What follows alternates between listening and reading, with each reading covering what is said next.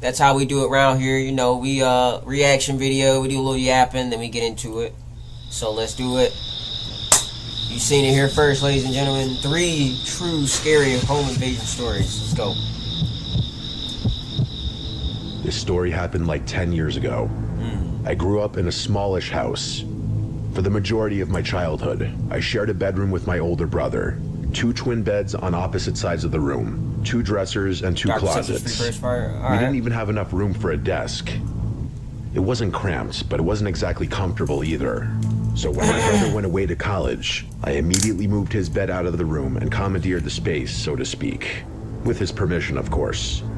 I was finally at the age where a bedroom desk was a necessity, so it was nice not having to do homework in the basement or upstairs in my dad's office.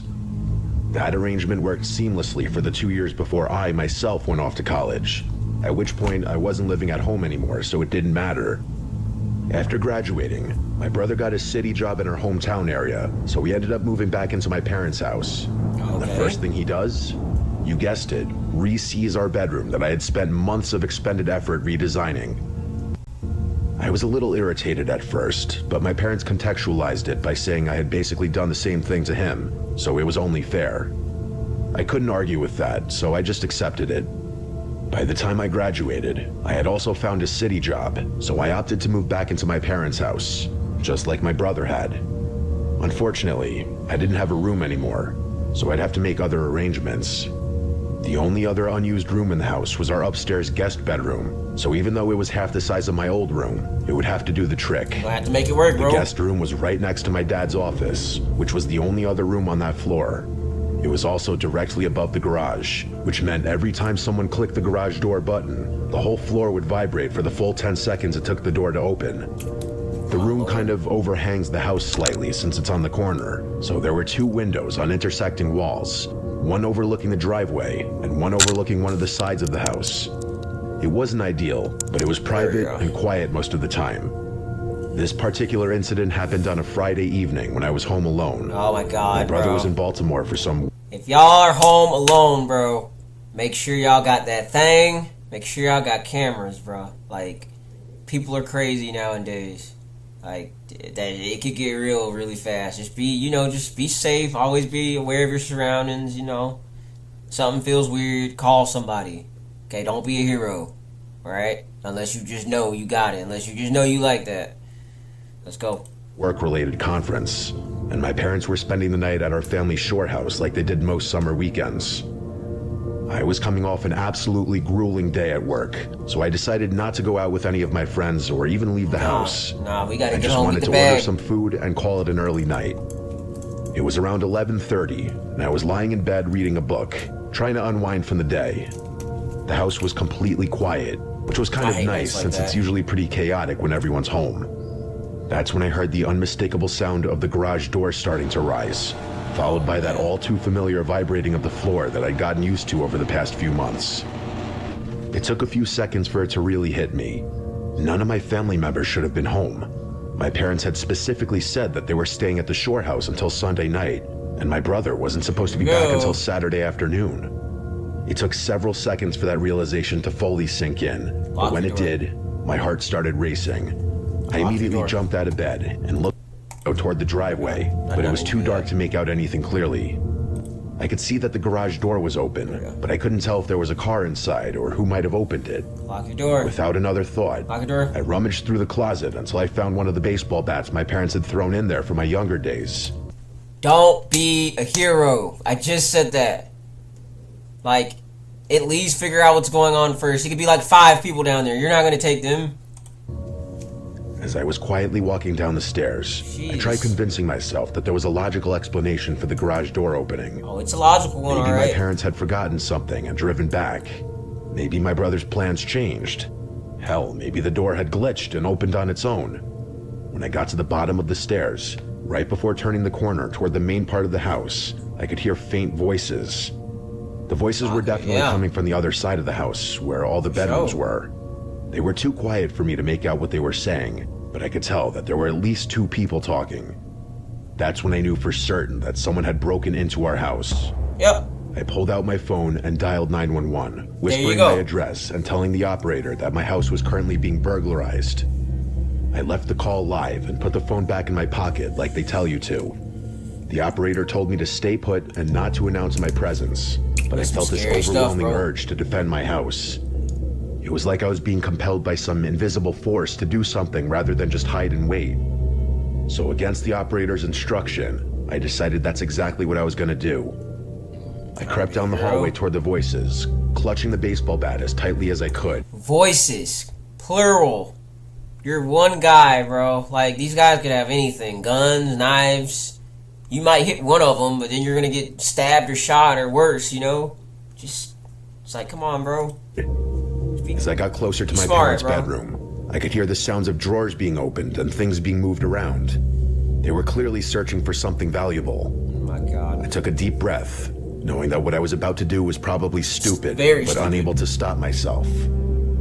I started yelling as loudly as I could to catch them off guard, then charged into the room with the baseball bat raised above my head.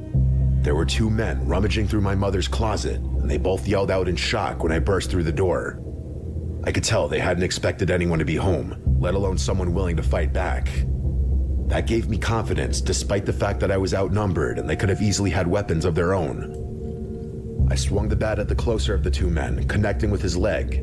He cursed and hobbled a few steps before falling over. I turned to the other one, but before I could get a clean swing at him, he dropped his shoulder and tackled me before I could react. The 2 of us hit the ground hard, and I immediately realized that this guy was significantly larger and stronger than me. He wrestled the bat out of my hands without much effort, then got his hands around my throat and started choking me. I was fighting for my life, clawing at his hands and trying to get him off of me, when I saw the first guy crawling towards us. He had something in his hand that looked like a knife, and in that moment, I realized I'd made a grave mistake by trying to play hero. A mistake that was going to cost me my life. Yeah, dude. I genuinely thought those might be the final moments of my life. I started accepting that I was going to die in my parents' bedroom, and all I could think about was how devastated my mom would be when she found out. But then, in the background, I heard the faint sound of police sirens approaching. The last thing I remember is the second guy picking up my baseball bat and swinging it at my head. Everything went black after that. When I woke up, someone was shaking me gently. I opened my eyes to see a police officer kneeling beside me, asking if I was okay. I was dazed and confused, and it took me several seconds to remember what had happened. I looked around the room and saw that the door connecting my parents' bedroom to the backyard was wide open. The intruders had clearly knocked me out and fled through the back when they heard the sirens. The officer told me to stay put and not to move too much in case I was concussed or had other injuries. I had a raging headache, but I was conscious and coherent, which seemed like a good sign. Once the paramedics confirmed that I was okay, I refused to go to the hospital despite their recommendations. I gave the officers a detailed account of what happened. They told me they were currently searching the neighborhood for suspects, but by the time they'd arrived, the men were already long gone. After the police finished their investigation and took some photos of the scene, I called my parents and brother to let them know what had happened. My parents yelled at me pretty harshly for being stupid enough to confront those guys, and I deserved it. Had I just done the smart thing and hid, there's a good chance the police would have been able to apprehend the perps. The men were never found, despite the police canvassing the neighborhood and following up on a few leads. My parents installed a comprehensive security system the moment they got back from the shore house, complete with cameras, motion sensors, lights, the whole nine. The days after the break-in, something kept bothering me about the whole situation. All the doors to my house were locked that night, and the only way to open the garage door was through a little button in my car that my dad had programmed to be a wireless switch. There was no way anyone would just stumble upon it. Whoever had broken in that night had known me or my family well enough to know where that button was. Up until that moment. And see, it's always, when someone breaks into your house, I feel like it's always somebody that knows, you know, that you done brought them over there, or you know what I'm saying? Like, they done seen you do it. That's why I say you can't bring everybody in your house, bro. You can't be friends with everybody. You can't bring everyone in your, like, unless you just really, like, know them like that. Because you never know what people are going to turn around and do. Like, you never know what's going through their head, or like, what they're thinking. Like, Man, you be I careful. never locked my car when it was in the driveway either, so that's something the culprits would have had to know as well. Exactly. Even more concerning was the timing. They somehow knew that my parents would be away for the weekend, that my brother was out of town. I don't live in that house anymore, but my parents were never able to determine who had broken in. It was actually something that made my dad really paranoid for a long time, since he too thought that whoever had broken in was close to the family in some way. Exactly. I'm not going to go as far as to say that night changed me forever or anything cliche like that, but I will say one thing. So Life before and after you've accepted you're going to die are two very different things. I can still remember that feeling of thinking it was the end for me. It just felt so dissociating. Nothing can replicate that feeling. I'll be careful, bro. This is story 2. One more story after this. Then we This get to happened Oregon. about 6 months ago, and I'm still shaken up by how calculated and personal the whole thing was. Okay. I had recently moved back to my hometown to help care for my aging mother, who lives about 20 minutes away from me. I found this small duplex that Alright, was you good, perfect man? for my Go ahead. situation, close enough to get to You her right quickly here. if needed, but far enough that I still had my own space and independence. My mom has been having some health issues lately. It's gonna be a Nothing YouTube video life-threatening, anyway, but so she's had a you few go back minor and watch falls them. around the house, and she's When you stubborn ain't got about nothing else to accepting do. help. I've been trying to convince her to get one of those medical alert systems, but she insists she doesn't need one and that I'm just being overprotective.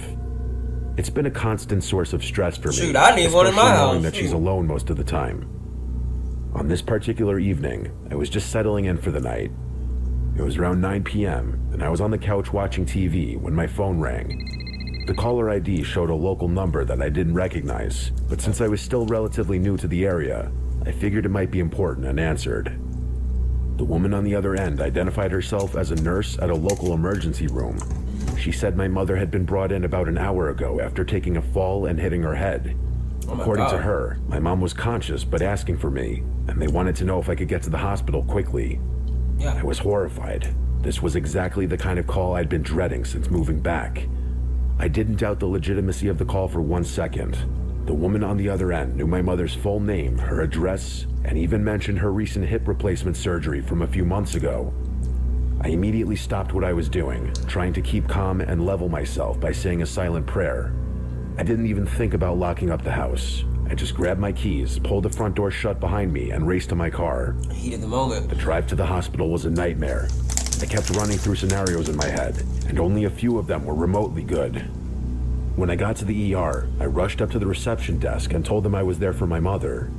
I gave them her name and said I'd received a call about her fall. The nurse looked confused and checked her computer, then told me there was no record of anyone by that name being admitted or treated that evening. I insisted there had to be some mistake, since I had just gotten a call from someone claiming to be a nurse there. The receptionist was sympathetic but firm. They had no record of my mother being brought in, and they suggested I try calling her directly to make sure she was okay. Yeah, So like, that's what I did. I mean, I stepped outside and called my mom's landline, and she answered. Yeah. She said she'd been sleeping and wanted to know why I was calling so late. I didn't want to scare her, so I just said I was checking up on her and told her to go back to bed. And that's when the heart-sinking realization hit me. This had been a setup.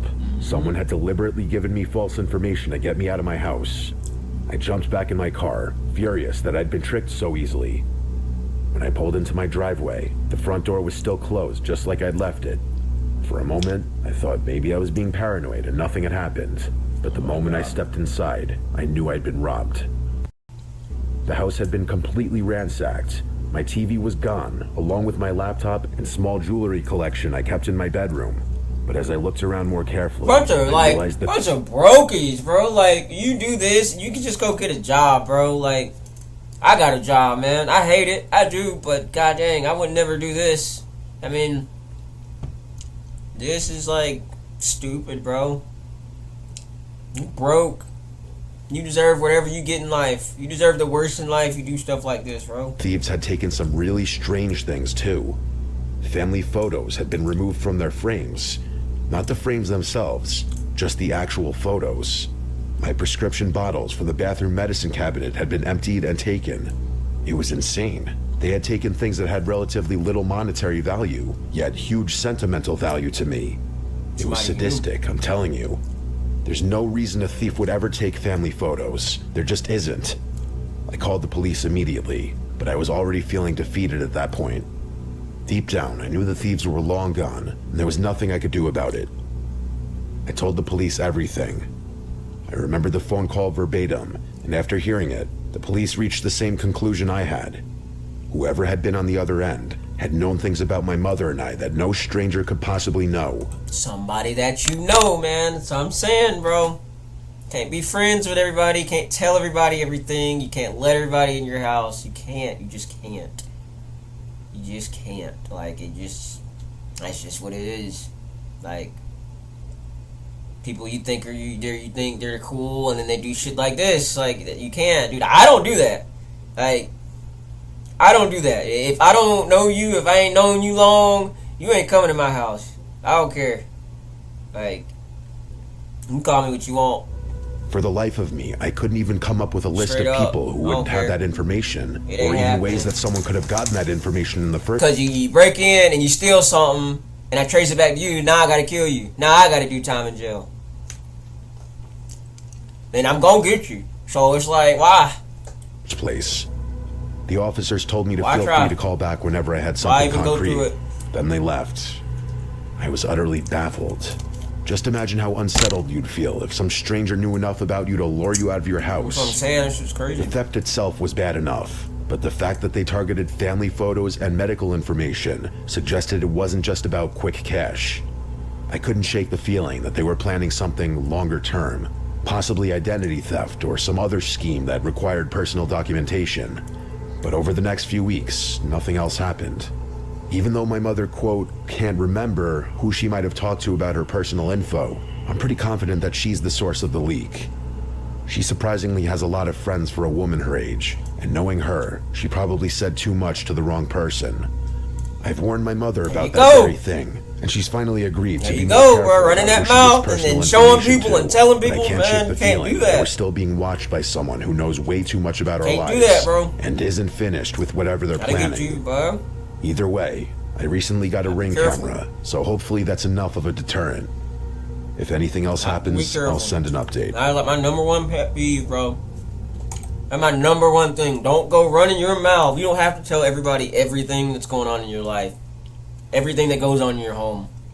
Like, some people have twisted thoughts, and some people will try shit, dude. Just be careful. It will. Maybe people you don't even think it, they'll do it. They'll do it too. I'm a single guy in my early 30s, and I've been living alone in this rented house for over a year now. It's a nice little place in a quiet neighborhood. Nothing fancy, but it's comfortable and the rent is reasonable. I've gotten into a good routine here and really feel like I'd made it my home. The incident happened on a Thursday night around 11:30. I was getting ready for bed when I heard aggressive pounding on my front door. Not knocking, but actual pounding, like someone was trying to break it down. I looked out the window, but couldn't see much because of how poorly the porch light is positioned. Despite not being able to see who it was and the aggressiveness of the knocking, I'm a pretty buff guy, so I wasn't scared or anything. More so ain't bulletproof irritated though, and buddy. confused.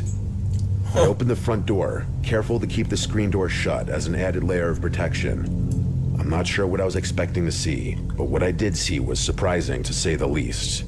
There was Nobody. this extremely agitated man standing Oh. there. He looked to be maybe a few years older than me. He was average height, had disheveled hair, and was wearing clothes that looked like they had been slept in multiple nights in a row.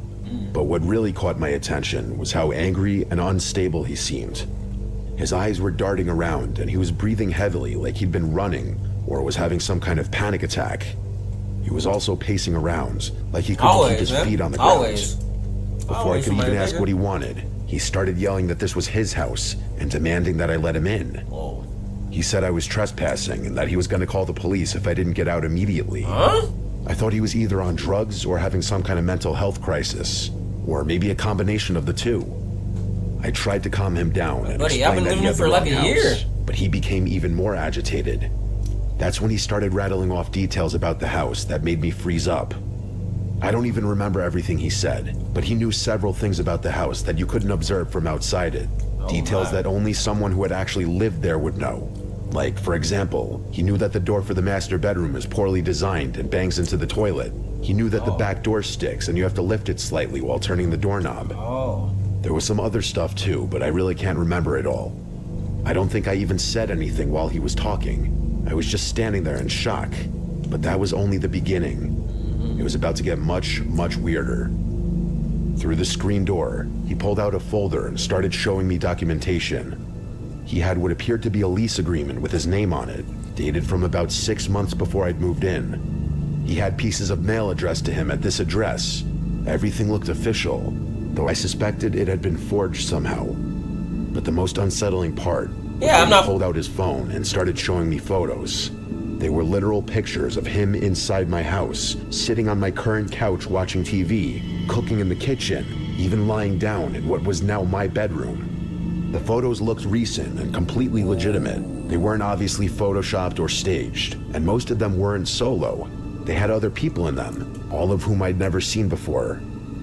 He showed me one photo that he claimed was from this past 4th of July, just a few months ago.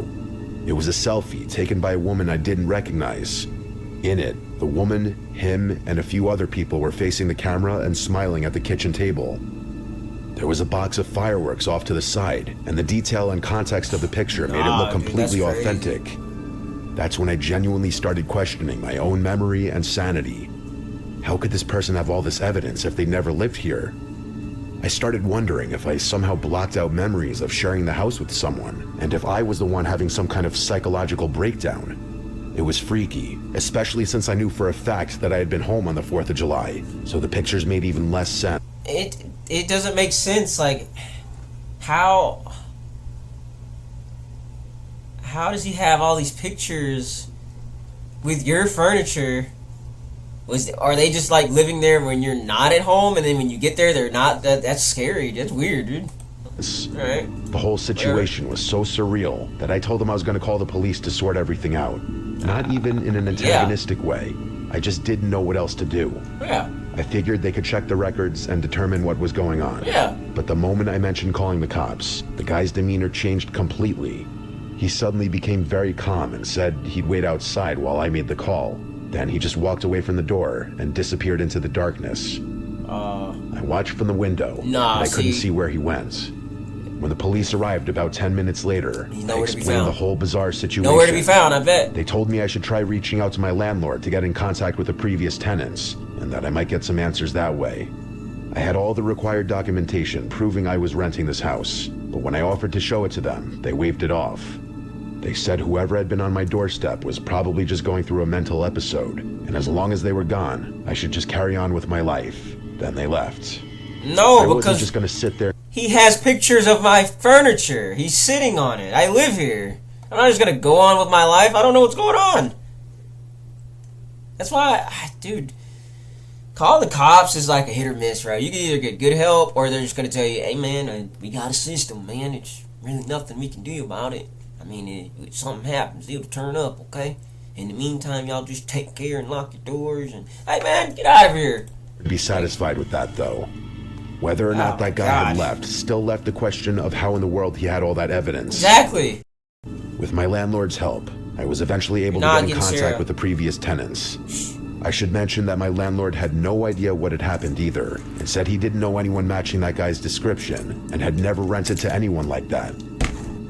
But anyway, the old tenants also had no idea who I was talking about. Anyway. They said they'd never lived with anyone matching his description, and they'd lived in the house alone for 3 years before moving out. They were just as confused as I was about how this stranger could have such detailed knowledge of the house, and apparently legitimate photos of himself inside of it. For the next 2 weeks, I was constantly on edge, but nothing happened, and I started to think that maybe it had just been some elaborate scam that had failed.